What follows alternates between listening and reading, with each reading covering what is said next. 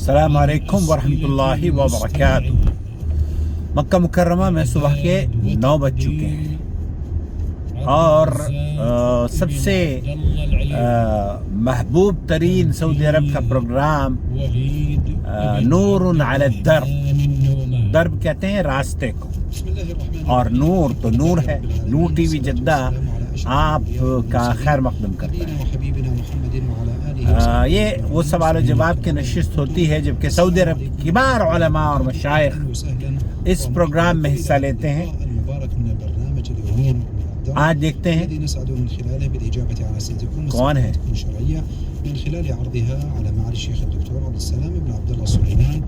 عبدالسلام ابن عبداللہ السلیمان،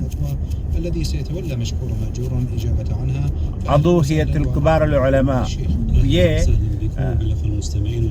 شیخ سلیمان۔ هذا مستمع بعث بسؤال يقول: هل تخص ليلة النصف من شعبان بقيام ونهارها بصيام؟ کیا نصف شعبان کی رات کو جاگنا اور اگلے دن روزہ رکھنا، اس کو خاص کرنا کیا حکم ہے؟ مسألة ليلة النصف من شعبان لم يثبت فيها فضل خاص۔ مسئلۃ لیلۃ النصف من الشعبان، شیخ فرما رہے ہیں کہ کوئی بھی حدیث، کوئی بھی ثابت شدہ بات اس ضمن میں وارد نہیں ہوئی۔ وأيضا البعض أيضا يقوم بنشر أحاديث تتعلق بقيام هذه الليلة۔ بہت سے لوگ اس طرح کی حدیثیں بیان کرتے ہیں کہ اس کا رات کا جاگنا اور اگلے دن کا روزہ رکھنا ثابت ہے، لیکن صحیح بات یہ ہے لم یثبت عن النبی صلی اللہ علیہ وسلم، یہ اللہ کے رسول صلی اللہ علیہ وسلم سے ثابت اس رات کا کوئی عمل ثابت نہیں ہے۔ ہمیں کسی بھی وقت، کسی بھی گھڑی اور کسی بھی عبادت کی تخصیص کے لیے نبی کریم صلی اللہ علیہ وسلم کی صحیح حدیث کا مطالبہ ضروری ہے۔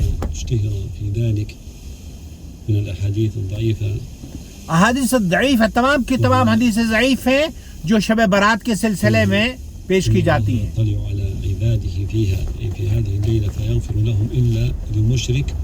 أو من كانت بينه وبين أخيه شحناء۔ صحيح أن جميع أسانيد هذه الأحاديث، اور اس طرح کی جو احادیث پیش کی جاتی ہیں وہ اہل علم نے، بعض اہل علم نے اس کو کہا ہے کہ یہ مقبول ہے، لیکن حقیقت یہ ہے ان احادیث کے سلسلے میں جو لوگوں نے اقوال جمع کر کے اس کی فضیلت بیان کرنے کی کوشش کی ہے، کوئی صحیح حدیث ثابت نہیں ہے۔ وليس فيه دلالة على مشروعية قيام هذه الليلة أو صيام يومها أو اتخاذ بعض الأدعية اور اتخاذ بعض الادعیہ، کوئی خاص ذکر و اذکار یا کوئی نماز، صلاۃ الرغائب، صلاۃ الفیہ ہر روز یا صلاۃ التسبیح، یہ پڑھنے کی ضرورت نہیں ہے۔ اللہ کے رسول صلی اللہ علیہ وسلم نے جو اللہ رب العالمین کے بارے میں فرمایا ہے کہ اللہ تعالیٰ تو نزول الدنیا، جو دنیا آسمان پر اللہ رب العالمین کا نزول ہوتا ہے، کما جو آپ کی شان کے مطابق ہے، وہ ہر روز ہوتا ہے۔ ثم قال له ان الله ينزل في كل ليله كما ثبت، اور اللہ تعالیٰ تو ہر رات کے آخری حصے میں الثلث الاخير من الليل نزول فرماتا ہے آسمان دنیا پر۔ هذه الليله بصلاه وبقيام جماعي او فرادى فهذا لا اصل له ولا دليل عليه۔ کوئی دلیل نہیں ہے کہ آپ جماعت، کوئی خاص جماعت، کوئی خاص نماز، کوئی خاص ذکر، کوئی خاص روزہ، کوئی خاص عبادت شب برات کے بارے میں کریں۔ عبادات توقیفیہ ہوتی ہیں اور ان کے لیے دلیل کا مطالبہ ہوتا ہے، اور اگر دلیل نہیں ہوگی تو پھر یہ بدعت کہلائے گی۔ تو مسلمانوں کے لیے یہ ضروری ہے کہ وہ بدعتوں سے بچ کر رہیں۔ بالوعيد الشديد كما جاء في قوله عليه الصلاة والسلام: وكل محدثة بدعة كل محدثة بدعة، بدعت کی شدید مذمت کی گئی ہے. وكذلك أيضا ما يقولون بتخصيص تلك الليلة بدعاء هم يسمونه بدعاء النصف من شعبان. دعائے نصف شعبان، شعبان کی رات کی یا شب برات کی رات خاص دعائیں کی جاتی ہیں. عبادة سواء كانت متعلقة بزمن أو مكان ولم يكن هناك دليل ثابت من الكتاب أو من السنة من الکتاب و سنت. تو شیخ کہہ رہے ہیں کہ کسی بھی عبادت کے لیے آتھنٹک دلیل بے حد ضروری ہے، اور اس رات کا قیام کرنا. فنقول لا يجوز تخصيص هذه فنقول لا يجوز تخصیص بهذه الليلة. شیخ فرما رہے ہیں کہ اس رات کی خصوصیت سے عبادت کرنا ثابت نہیں ہے. فلا حرج في ذلك. وكذلك لیکن ایک آدمی جو تہجد پڑھتا ہو روزانہ، ایک آدمی جو روزہ رکھتا ہو پیر کا، جمعرات کا یا کسی خاص دن کا، اور یہ نصف شعبان اس میں پڑ جائے تب آپ کر لیجئے، کوئی حرج نہیں ہے، کیونکہ آپ کی عادت ہے. وبالدعاء تلك الليلة ويظن أن هناك فضيلة بهذه العبادات. تو جو لوگ یہ سمجھتے ہیں کہ اس رات کی دعائیں مقبول ہوتی ہیں اور اس رات کی خاص فضیلت ہے، وہ غلطی پر ہیں اور یہ درست نہیں ہے. فعلى المسلم أن يحذر أن يقع في هذه البدع وهذه المحدثات فإنها لا تزيد العبد إلا بعدا عن ربه سبحانه. اگر اس طرح کی کوئی عبادتوں میں مشغول ہے تو شیخ فرما رہے ہیں کہ وہ اللہ کی عبادت سے محروم ہو رہا ہے، کیونکہ اس نے بدعت. ما صحة حديث إذا انتصف شعبان فلا تصوموا حتى تروا هلال رمضان.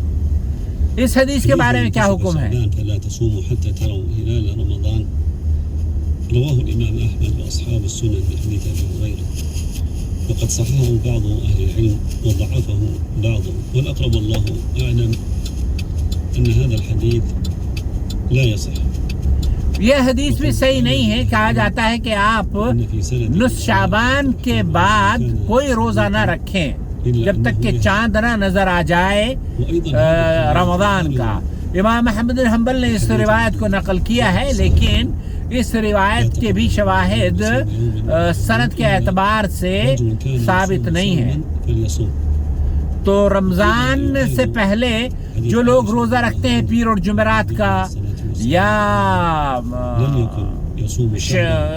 ہر مہینے کے بیچ کے ایام بیض کے، تو وہ روزے رکھ سکتے ہیں، کوئی حرج نہیں ہے. وهذا الحديث يدل على مشروعية الصيام بعد النصف من شعبان. تو عام طور پر چونکہ رمضان کے روزوں سے پہلے من أول الشهر ليس له أن يصوم بعد النصف لهذا الحديث. وأيضا قالوا الذي له عادة. حدیث میں جو صحیح بخاری کی حدیث ہے اس میں شعبان کے نصف شعبان کے بعد روزے رکھنے کی ممانعت ہے، خاص روزے رکھنا. لیکن جس آدمی کو عادت ہو کہ وہ ہر پیر کا روزہ رکھتا ہے، ہر جمعرات کا روزہ رکھتا ہے، تو پھر یہ اس کے لیے وہ ثابت ہے کہ وہ رکھ سکتا ہے. تو اس حدیث سے جو یہ بتایا جا رہا ہے کہ آخری شعبان کے آخری روزے نہیں رکھنے چاہیے، تو مطلق یہ روایت اس لیے نہیں کہ روزے تو پیر اور جمعرات کے رکھ سکتے ہیں، لیکن کوئی خاص روزے شعبان میں آخری شعبان میں نہیں رکھنے چاہیے.